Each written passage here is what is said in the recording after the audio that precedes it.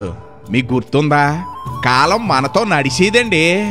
బళ్ళోకి వెళ్ళేటప్పుడు మైకా సంచి భుజాన్ని దాలించుకుని మన ఫ్రెండ్స్తో ఎడ్ల బండి వెనకాల ఏలబడుతూ కబుర్లు చెప్పుకుంటే వెళ్ళే రోజులు గుర్తున్నాయా? కల్మషం లేని రోజులు ఎందుకు గుర్తుండో ఓ పాలి ఆ రోజుల్లోకి వెళ్ళొద్దామండి. రండి మరి. ఏడు పెంకులాట ఆడతా వరుసగా 7 పెంకులు పెట్టి బంతి అట్టుకుని కొడితే ఆతలోడు ఈపి విమానం మోత ఎక్కాల్సిందే. ఎంత దెబ్బ తగిలినా పగలో పతీకారాలు లేకుండా పక్కపక్క నవ్వుకుంటా ఆడుకునేవాళ్ళం అండి. ఆ రోజులు మళ్ళీ వస్తాయంటారా? బళ్ళోకి వెళ్ళినప్పుడు పాసబెల్లకి ఏమన్నా తినాలనిపిస్తే ఇంటి దగ్గర నుంచి జంతుకులు మురుకులు జేబులో వేసుకుని మన పక్కోడికి కాకింగులతో చిన్న మొక్కెట్టి తిన్న రోజులు గుర్తున్నాయా? అద్భుతం అండి. గొళికెలాట్లు ఆడేటప్పుడు మనం కొలిసే కొలతలు జానా బెస్తాలు ఇంకా గుర్తున్నాయి. ఇలా కొలిసి గొళిక్కాయని కొడుతూ ఉంటే చెట్లు పోవాల్సిందే. మరి గురి అలాంటిది. మరి తీసి పాడేసిన సైకిల్ టైర్ దొరికితే బెంచ్ కారు దొరికినంత ఆనందం. అప్పుడు చిన్న కర్రపొల మొక్కతో ఆ టైర్ని దొల్లించి పరిగెలాడుతూ ఉంటే ఆవేశం రాని రోజులండి. అక్కడ దూరం ఎంత అన్నది ముఖ్యం కాదు, టైర్ ఎలా దొల్లించామా లేదా అన్నది ముఖ్యం. ఆదివారం సెలవు వచ్చిందంటే చాలు బొంగరాల ఆటలతో ఈదులు అన్నీ సందడిగా మారిపోయి అనుకోండి. అందులోనూ కలకత్తా బొంగరానికి ఓ ప్రత్యేకత ఉండేదండి. అది సీట్లలో కూడా తిప్పేసుకునే వాళ్ళం. గుర్తొచ్చిందా? మరి అది సంగతి.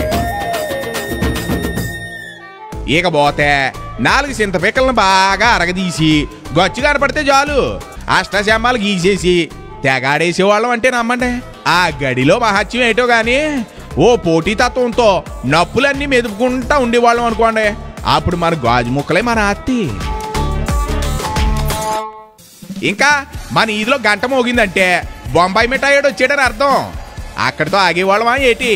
వెంటనే వెళ్ళిపోయి వాసీలు ఉంగరాలు గులాబీ పూలు బొంబాయి మిఠాయితో చేయించుకుని చేతికి పెడతా ఉంటే నిజంగా బంగారంతో చేసిన వాటిలాగా చూసుకుంటా మురిసిపోతా తినేసేవాళ్ళం అంటే నమ్మండి. ఇక గూటి బిళ్ళగాడికి వస్తే ఆట ఆడటం మొదలెట్టామంటే కోట్టలోకి బిళ్ళ 10 లాలాల అవతల పడాల్సిందే. అందులో ఏమాత్రం తగ్గేవాళ్ళం కాదండి బాబు. లాలా అర్ధ అంటూ కొలతలు కొలుచుకుంటా కొలిసిందంతా మన ఆస్తే అని మురిసిపోయిన రోజులు మంచి చిత్రంగా ఉంటాయండి. మరి మన చిన్నప్పుడు పావలా పట్టుకుంటే చాలు నిమ్మతోనలో పుల్లైసు ఐస్ ఫ్రూట్స్ పల్లీలు పల్లీ అచ్చులు ఇలా అన్నీ మన సొంతం. మళ్ళీ మళ్ళీ కావాలన్నా అలాంటి రోజులు వస్తాయా ఏటి చెప్పండి? క్యాండోయ్ మీకు గుర్తుందా? 5 పైసలకి 5 గొట్టాలు 10 పైసలకి 10 గొట్టాలు ఏళ్ళకి పెట్టుకుని కరకరలు ఆడతా తింటా ఉంటే నా సామి రంగా ఆటి రుచి ఏటికి రాదండి. గొట్టాలా మజాకనా? మరి ఆ రోజుల్లో సైకిల్ నేర్చుకోవడం అంటే పెద్ద పనేనండి. అదేంటో దెబ్బ తగిలితే కానీ నీకు సైకిల్ రాదు రోయ్ అనేవారు. అలాగే దెబ్బ తగిలిది సైకిల్ వచ్చేది. ఎక్కడున్నా గోడకి సైకిల్ జారేస్తే చాలు జుమ్మునే వేసుకుని వెళ్ళిపోయేవాళ్ళం. సాయంత్రం సమయంలో సందమామి ఎన్నుల్లో దెబ్బకి 2 దాచపళ్ళు ఆడుతూ ఉంటే ఆ చల్లటి ఎన్నుల్లో మంచం మీద పడుకున్న తాతయ్య చిన్నాన్న పెదనాన్న వీళ్ళందరూ కూడా చూసి తెగ మురిసిపోయేవారండి. అది అసలైన ఆనందం అంటేనే. అందుకే మానసిక ప్రశాంతతకు దగ్గరగా ద్వేషాలకు దూరంగానే ఉండేవాళ్ళం, ఆరోగ్యంగా ఉండేవాళ్ళం. ఇగో వీటిని చూస్తున్నారా? వీటి పేరు మర్చిపోయాను గాని గిరగిరగిరగిరగిరగిర తిప్పిలు ఆగుతూ ఉంటే సుర్రు సుర్రు సుర్రుమని విష్ణుమూర్తి చేతిలో సుదర్శన చక్రం లాగా తెగ తిరిగేసేదండి. అలా తిప్పి తిప్పి తిప్పి లాస్ట్ కి నోట్లో ఎట్టుకుని చప్పలంతా ఇంటికి వచ్చేసేవాళ్ళం. ఆ బిళ్ళ పేరు పెప్పర్మెంట్ బిళ్ళ అనుకుంటాను.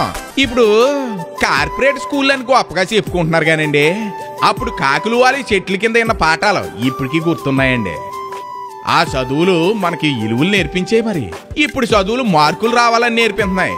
ఆ రోజులే ఏరండి. అప్పటి రోజుల్లో 1 పైసా 2 పైసలు 3 పైసలు 5 పైసలు 10 పైసలు 20 పైసలు ఇవి ఉంటే చాలు మనం లక్షాధికారి అయిపోయినట్టు ఫీల్ అయిపోయి తెగ ఆనందించేసి వాళ్ళం.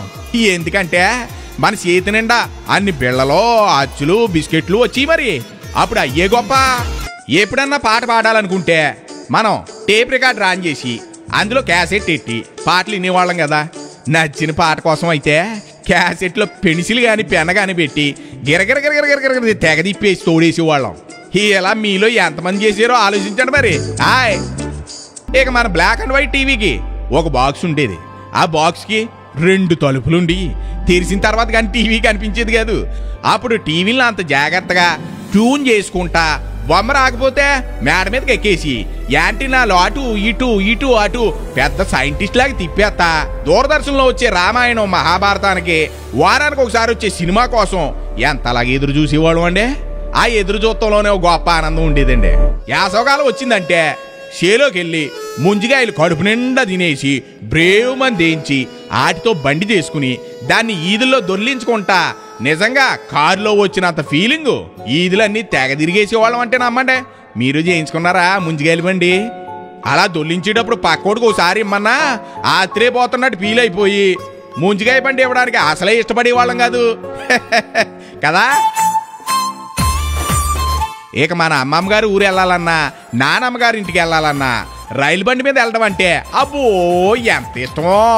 ఎందుకంటే అది గుప్పు గుప్పు గుప్పు మరి పొగొదలతో పరిగెడతా ఉంటే ఆడితో పాటు చెట్లు అన్నీ వెనక్కి వెళ్తా ఉంటే ఆ దృశ్యం చూడడానికి ఎంత ఆనందంగా ఉండేదో.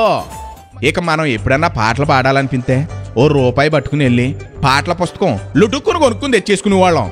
నిజంగా మన స్కూల్ బుక్స్తో పాటు వాటికి అంత ప్రత్యేక స్థానం కూడా ఉండేది. మరి ఇక దీపావళి పండగ అంటారా 5 రూపాయలు ఎట్టి తుపాకీ కొనుక్కుని అందులో 10 పైసలు ఎట్టి టేపులు కొనుక్కుని పేలుస్తూ ఉంటే మనమే నిజమైన పోలీస్ ఆఫీసర్లాగా ఫీల్ అయిపోయి ఆనందించిన క్షణాలు మా గొప్పయండి. ఇలా చెప్పుకుంటా పోతే ఎన్నో జ్ఞాపకాలు అన్నీ పదిలం. ఏండోయ్ ఏటి ఫ్లాష్ బ్యాకింగ్లోకి వెళ్ళిపోయారా? ఇదిగో అప్పుడప్పుడు ఇలాంటివి గుర్తు చేసుకుంటేనే మనసుకి ఆనందం ఉంటది. మరి ఇక ఉంటానండి.